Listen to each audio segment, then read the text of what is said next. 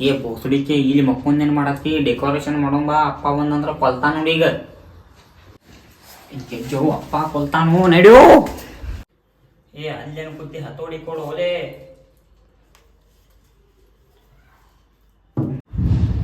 ಇವ್ನವು ನೀವೆಲ್ಲ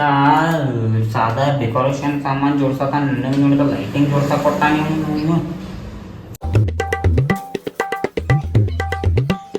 ಇವ್ನವು ನೀ ಲೈಟಿಂಗ್ ಒಂದು ಜೋಡ್ಸಕ ಬರ್ವಾತು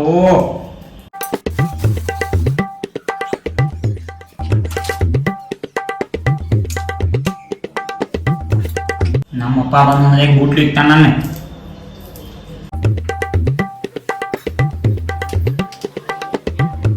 6.5 hours later.